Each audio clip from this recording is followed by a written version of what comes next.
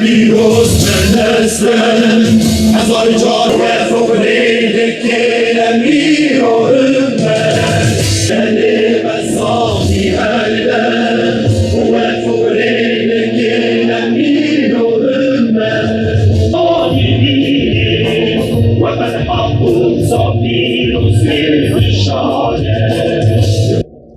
Selahaddin Eyyubi'nin ve Abdülhamid Han'ın torunlarına selam olsun. Direnişin kahraman evlatlarına selam olsun. Gazze'de Siyonist zulme sessiz kalmayıp mazlumların safında yer alan vicdan sahiplerine selam olsun. Bağrı yanık mazlumların ahını işitip bu meydanları dolduran duyarlı halkımıza selam olsun. Zulme sessiz kalmayıp ve zulmün karşısında dik duranlara selam olsun. Değerli basın mensupları, muhterem halkımız, kıymetli kardeşlerim ve bacılarım, Allah'ın selamı, rahmeti ve bereketi üzerinize olsun. Dünya tarihinde ender rastlanan bir zulümle karşıya karşıya kalan Gazze halkı tüm dünyanın imtihanı olmaya devam etmektedir.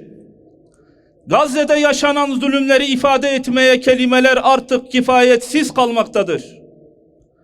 Orada bir halk soykırıma maruz kalmakla birlikte kıtlık, açlık, ilaçsızlık, susuzluk, gıdasızlık ve insani tüm ihtiyaçlardan mahrum bırakılarak ölüme terk edilmektedir.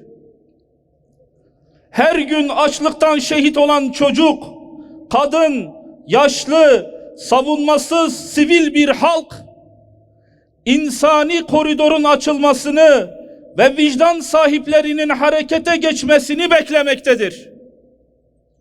Ama maalesef geçici bir dünyalık için Siyonistlere mal akışını sağlayarak ticari, askeri ve diplomatik ilişkilerini devam edenleri şedidül ikab olan Rabbimizin uyarısıyla uyarıyoruz.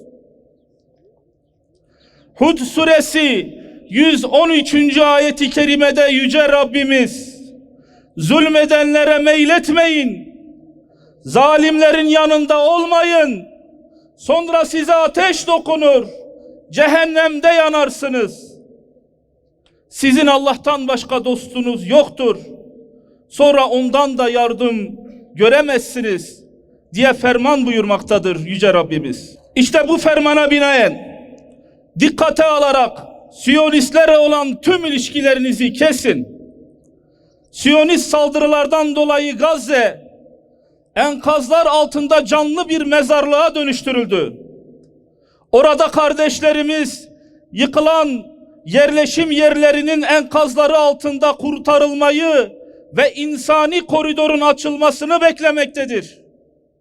1 milyondan fazla mağdur Gazze'li kardeşimizin ahı arşı titretmektedir. Dünya istikbarını arkasına alarak soykırım suçu işleyen Siyonistler, suç ortakları olan batılı devletler ile birlikte zulüm üzerine kurulu yeni bir dünya düzeni kurgulamaktadır. Bu yeni dünya düzeninde bir yandan Gazze halkı yok edilmeye çalışılırken diğer yandan insanlığın vicdanı da yok edilmek istenmektedir.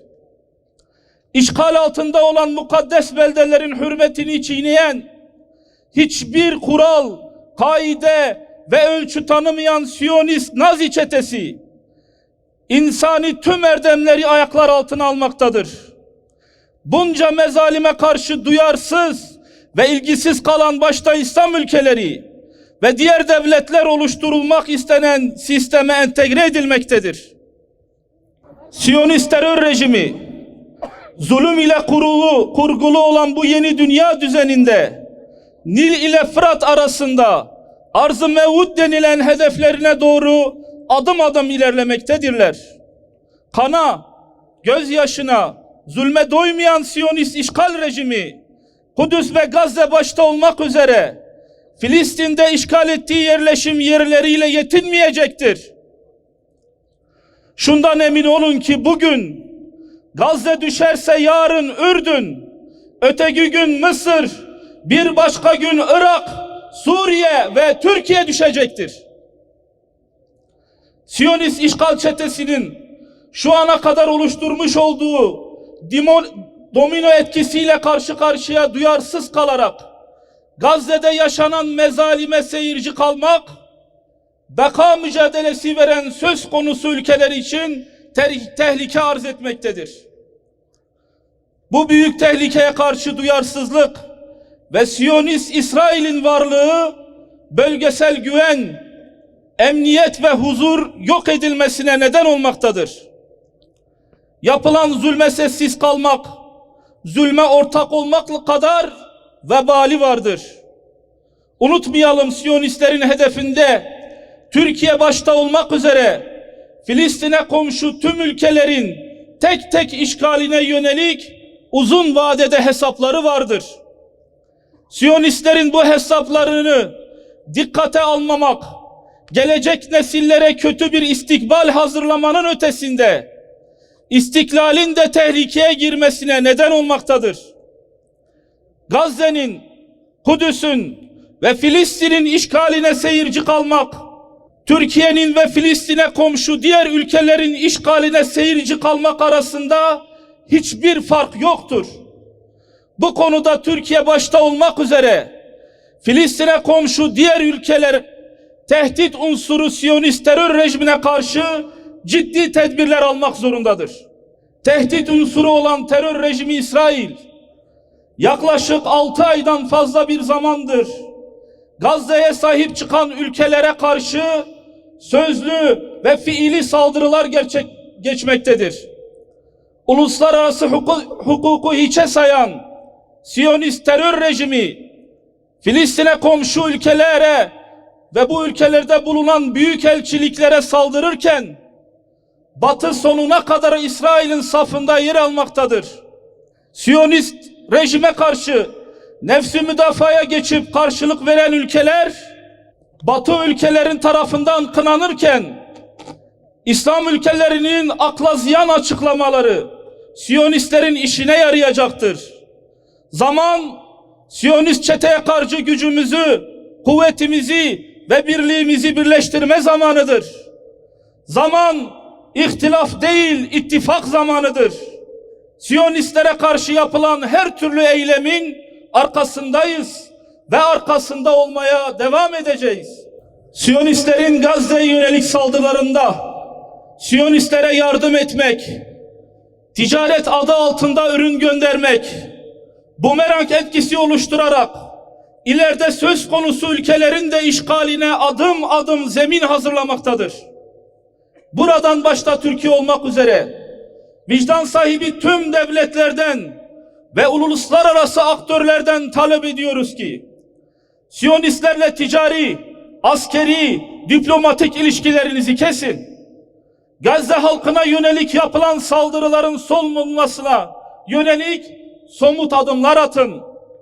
Gazze halkına insani koridorun açılmasına yönelik somut adımlar atın.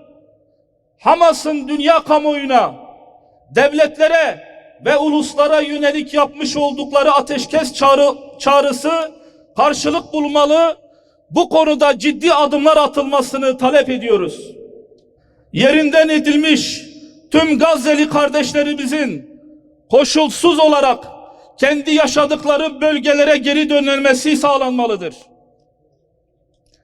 Yüce Rabbimiz şöyle buyurmaktadır: size ne oluyor ki Rabbimiz bizi halkı zalim olan bu ülkeden kurtar, bize sahip çık, bize yardım et diye feryat eden ezilmiş erkekler, kadınlar ve çocuklara rağmen hala Allah yolunda savaşmıyorsunuz.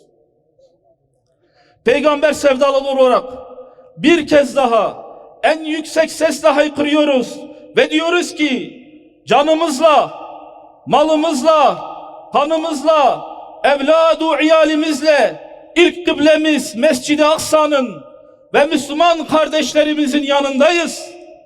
Filistin'in, Mescid-i Aksa'nın özgürlüğüne giden her türlü meşru eylemin yanındayız ve destekçisiyiz. Bu yolda üzerimize düşen her türlü fedakarlığı yapmaya hazırız. Buradan, Ahmet'ten haykırıyoruz ve diyoruz ki Filistin halkına selam olsun. Selam olsun. Aksa Tufanı operasyonuna selam olsun. Selam olsun. Kahraman mücahitlere selam olsun. Selam olsun. Direnişe ve dirilişe selam olsun. Selam olsun. Allah'ın selamı, rahmeti, bereketi hepinizin üzerinize olsun inşallah.